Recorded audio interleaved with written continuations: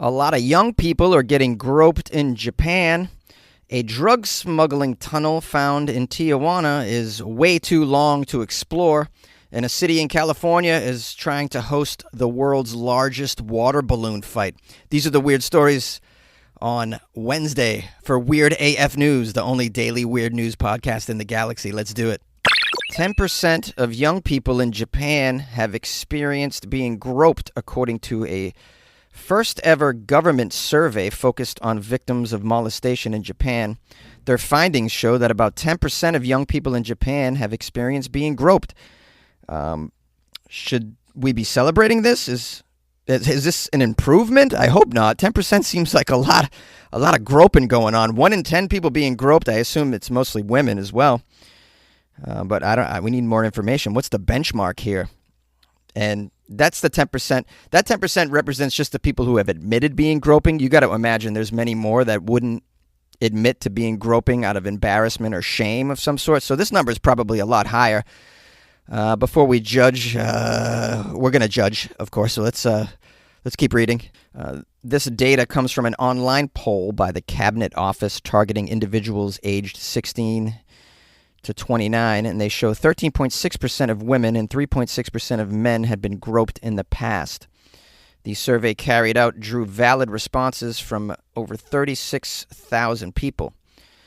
Groping, particularly on public transportation, such as subway trains, has remained a major social issue in Japan, with many railway operators introducing women-only cars during commuting hours to prevent such crimes. Oh, yeah, I've heard about this groping that goes on in the Japanese trains, especially during rush hour. It just turns into the groping train. Come on, ride the train. Come ride it. Come on, it's the groping train. Come on.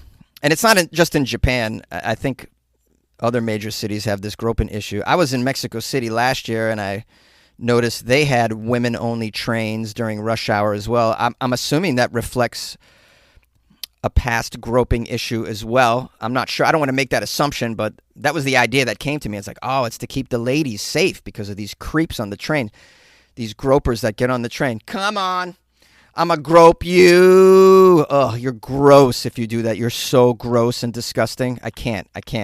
Let's dive back into the story and see some more stats here that will probably shock us. Probably 5% of young people have found some unwanted bodily fluid on their backpack after getting off the train. 1% apparently wake up preggo, sadly. I'm kidding about those last two, but let's dig into the stats here. Among the 2,346 victims who went on to answer the detailed questions in the survey, turns out only 8% of the victims actually consulted the police following a groping, while 30% did not seek help anywhere as they did not think it was worth it or didn't know where to go for help, among other reasons. When asked where they were most recently groped, those who said on the train accounted for the largest segment at almost 63%. In multiple response questions on actions the victims have taken, 42% said they could not do anything because it happened so suddenly. 32% said they were too scared to move. Only 3% asked for help from people nearby. Oh, wow. Well, this is Japan, and people are just all about keeping to themselves and not creating a scene. Very quiet, demure people in general. I can recall, and this will highlight how some American women would handle a groping on public transportation. I witnessed this on the subway in Los Angeles. A quiet train in the evening going through Hollywood. Not too many people on the train.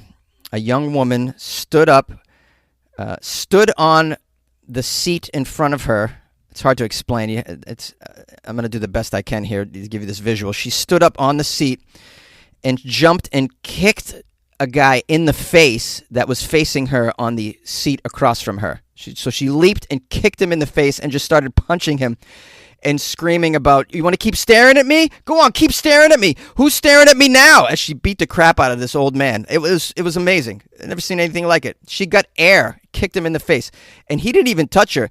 Apparently, he was just looking at her. I don't know if he was touching himself while he was looking at her. That could have been a thing. But yeah, she handled it that way.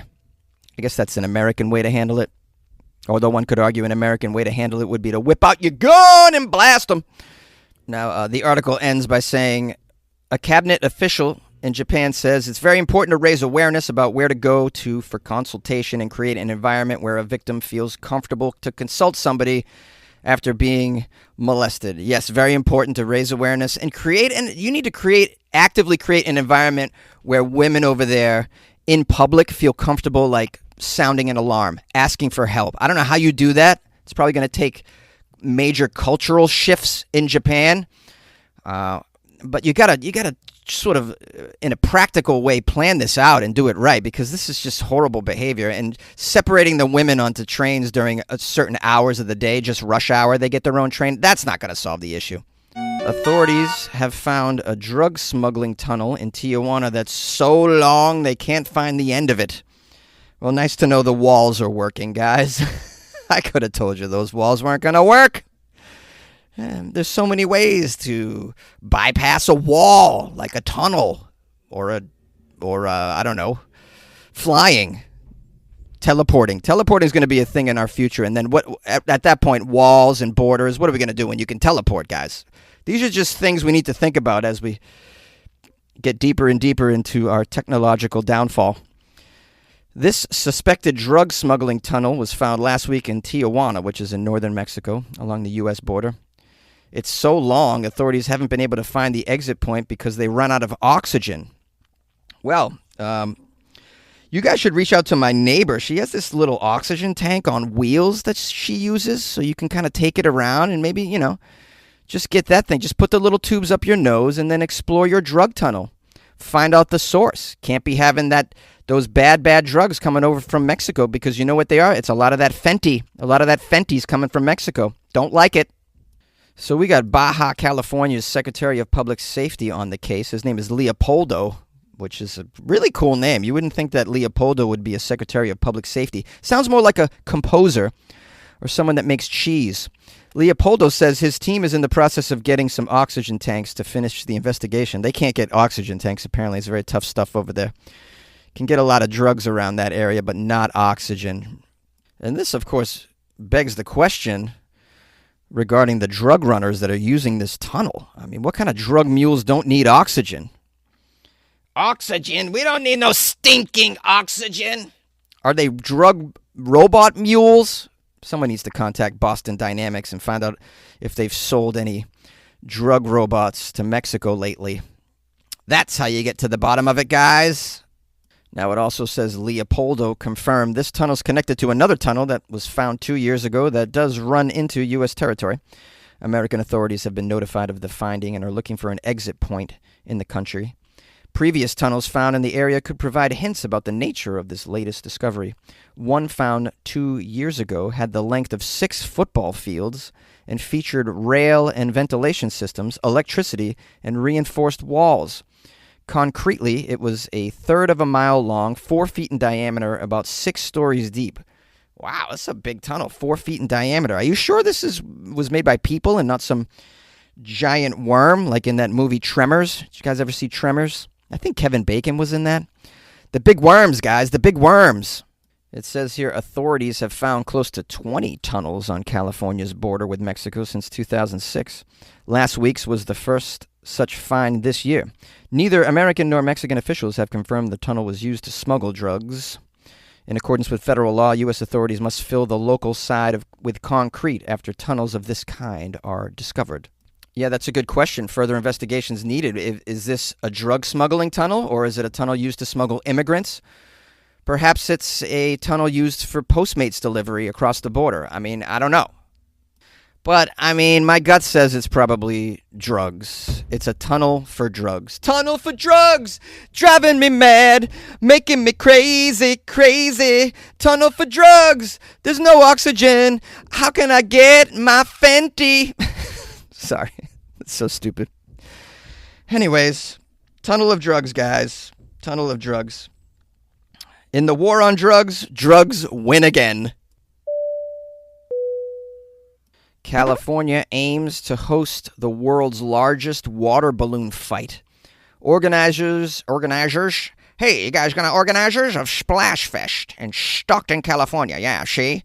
They're seeking 10,000 people to break a Guinness World Record for the largest water balloon fight on Saturday. Yeah. All of a sudden, I sounded like the guy from Family Guy. Let me repeat that.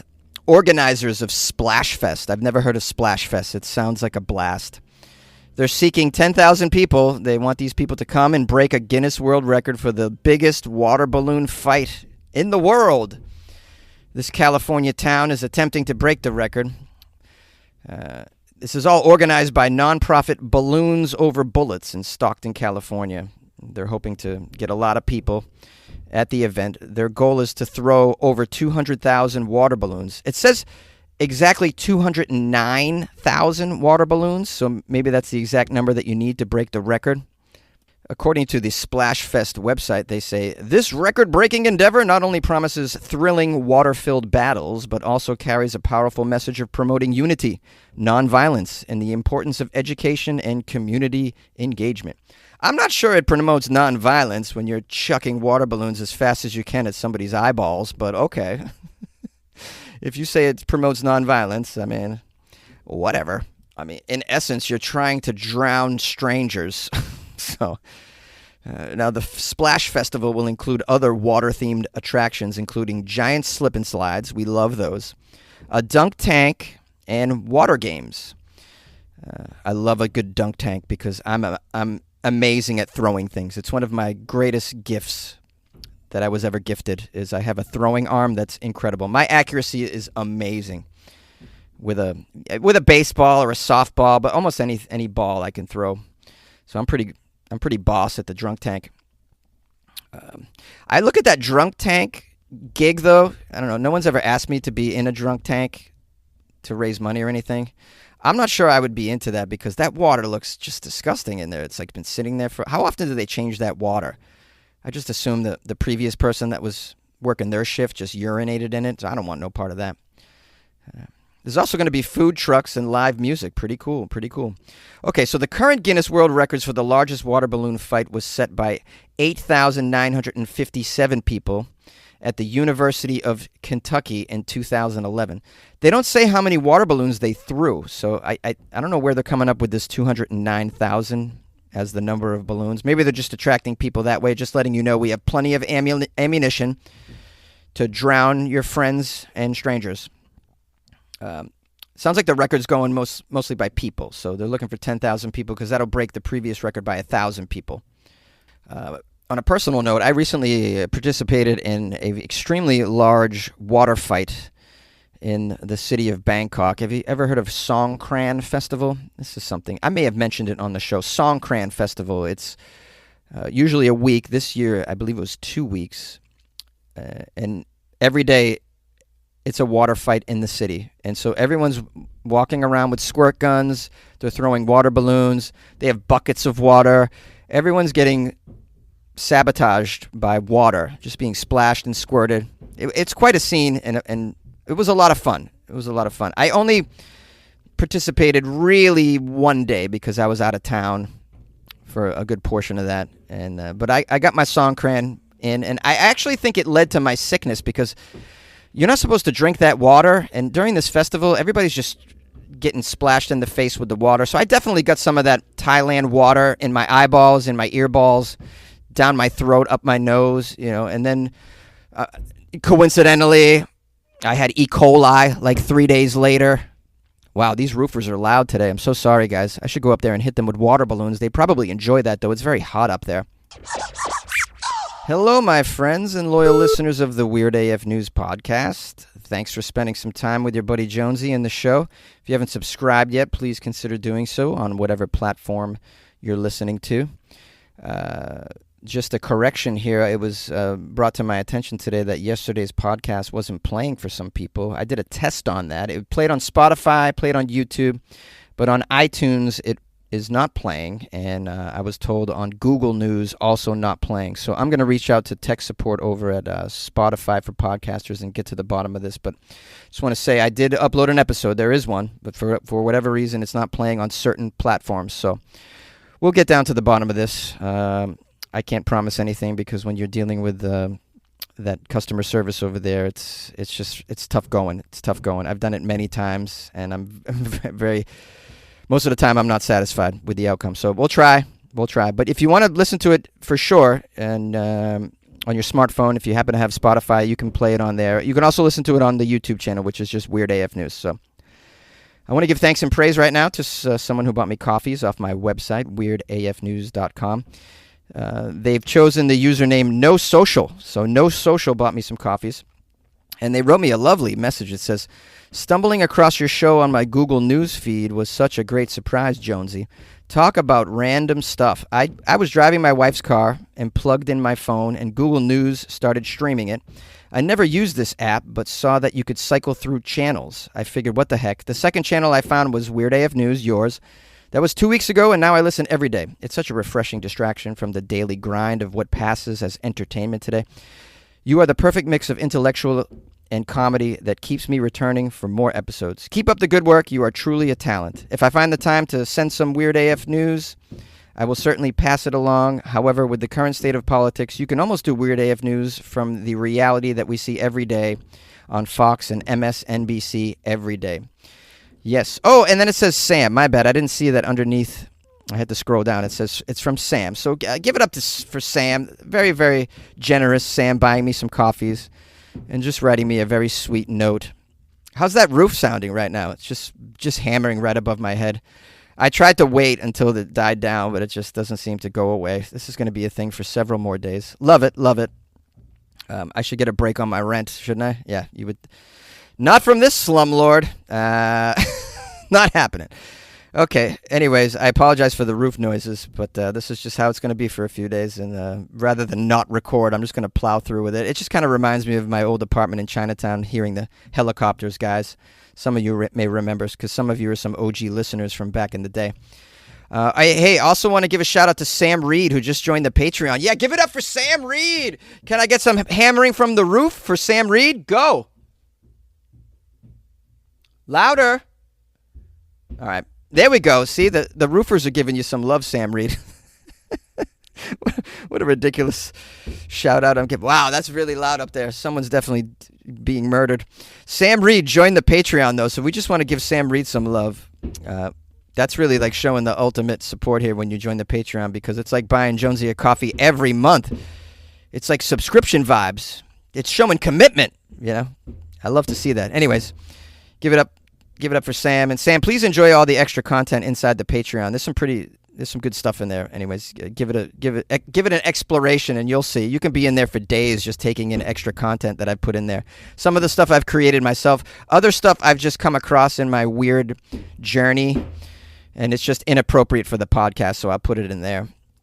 Anyways, thank you, Sam. If you guys want to join the Patreon like Sam Reed did, the champion Sam Reed, just go to weirdafnews.com and click on the Patreon banner or download the Patreon app on your phone and do a search for Weird AF News. My goodness, that is out of control. This is what happens when you're one guy in a closet. This is what we do. Maybe someday I'll get a real studio, guys. Can't afford it, but maybe one day. But then I think it would lose some of the charm of recording in a closet. You know, like what's not to love about loud banging while you're trying to take in some weird news, right, guys? That's just a great way to do it. I'm a pioneer, guys. Yeah, anyways, hey, if you want to email me, it's funnyjones@gmail.com. The website's, I already said the website. The phone number, 646-450-2012. Follow me on the Instagram, the gram, @funnyjones. All right, good luck with your life, man.